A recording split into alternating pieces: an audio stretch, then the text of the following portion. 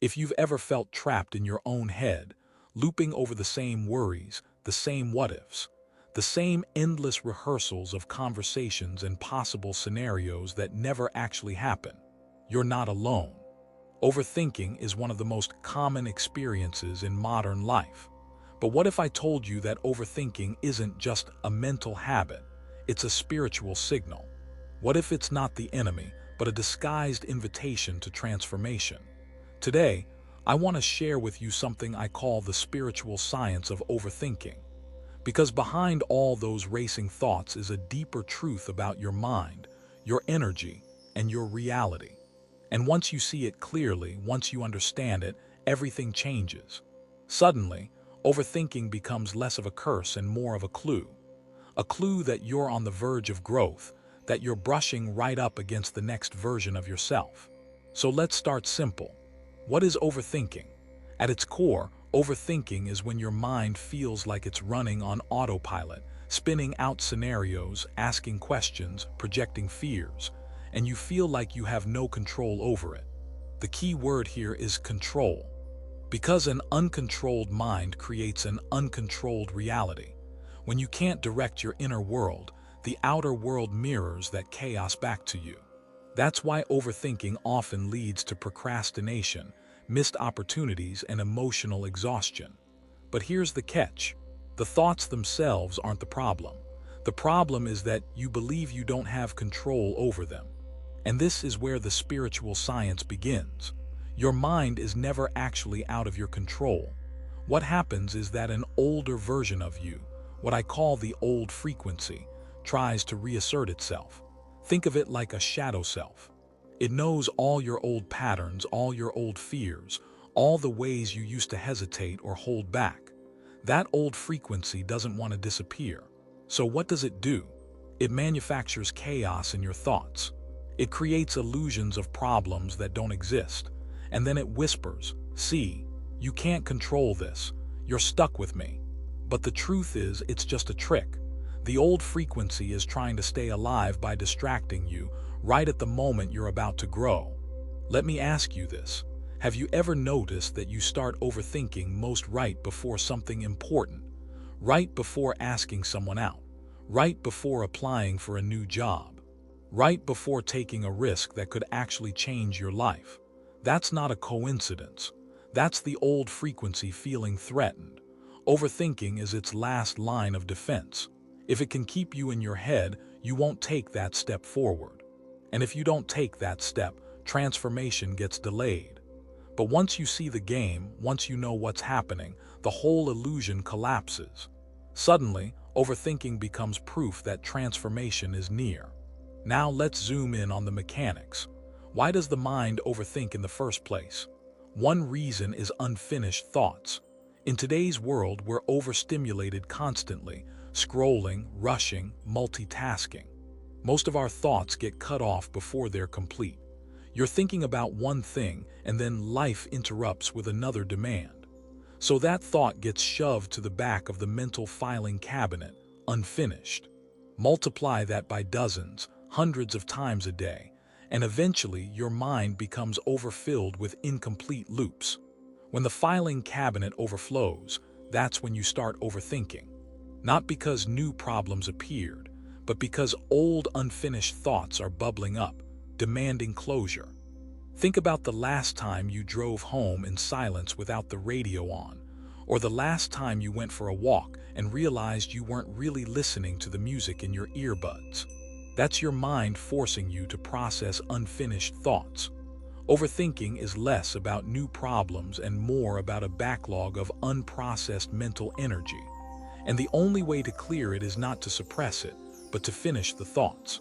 Let them rise, let them speak, and then let them dissolve. This is where stillness comes in. One of the most radical and healing things you can do in a culture addicted to noise and productivity is to schedule time to do nothing. Literally nothing. No phone, no conversation, no distraction, just sit. It may sound strange, but this practice goes back to ancient wisdom. The Bible says, "Be still and know that I am God." Buddhism speaks of white wall meditation, where one simply sits and stares, allowing thoughts to rise and pass. Stillness is not about forcing the mind silent. It's about allowing the backlog to clear. At first, the noise will get louder. Your thoughts will shout.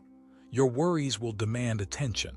But if you let the storm rage without grabbing onto it, eventually it quiets. The mud settles, the water clears, and clarity emerges. Now, here's the deeper part. Your emotions fuel your frequency. Every strong feeling you have, fear, worry, excitement, joy, is an energetic charge. The subconscious mind accepts whatever is most emotionally charged as truth. So when you overthink with fear, your subconscious doesn't know it's just a thought experiment. It feels like reality. And so, you start to unconsciously attract experiences that mirror that fear. That's why overthinking feels so dangerous. It's not just wasted time, it's wasted creation power. But once you understand this, you can flip the script. Instead of letting fear charge your subconscious, you can start charging it with gratitude, confidence, or calm. And suddenly, overthinking loses its grip. Let's talk about alignment. We usually overthink when our doing and our being are misaligned. For example, brushing your teeth doesn't cause anxiety. Why? Because you're aligned with being someone who naturally takes care of their hygiene. It's automatic. But when you want to go to the gym and you don't yet see yourself as someone who is fit, the action feels heavy. You hesitate. You make excuses.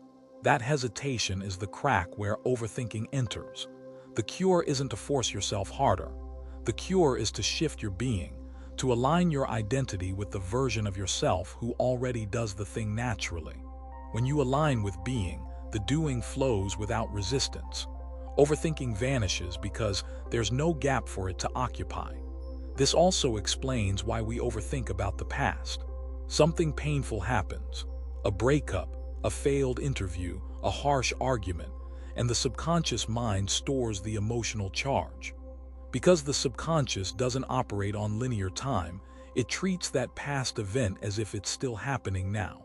That's why you replay it endlessly, thinking about what you could have said or done differently.